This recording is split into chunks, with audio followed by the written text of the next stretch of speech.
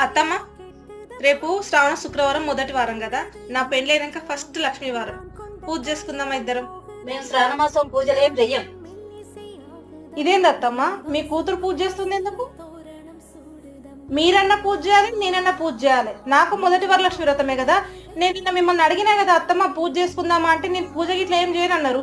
ఇప్పుడు తెల్లరగట్ల 6:30 7 అవుతుంది. మీ కూతురు పూజ చేసింది, అయిపోయింది. ఇది ఎక్కడ న్యాయం అత్తమ్మ? చేస్తేది అమ్మ, ఆడపిల్ల చేసేది. చేస్తే అత్తమ్మ, తను ఒకరికి ఇంటికి ఇచ్చేసింది.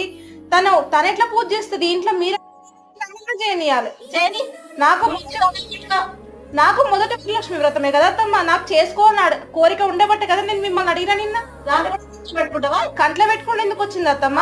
లేకపోతే పంచాయతీ లొల్లేది ఏమైనా ఉంది అసలు? దండం పెట్టుకోమన్నా కదమ్మా. ఆమె పూజ చేస్తే నేను దండం పెట్టుకోవాలి. మరి నేను ఎక్కడ పూజ చేసుకోవాలి అత్తమ్మ? అది నీకు తెలవాలి.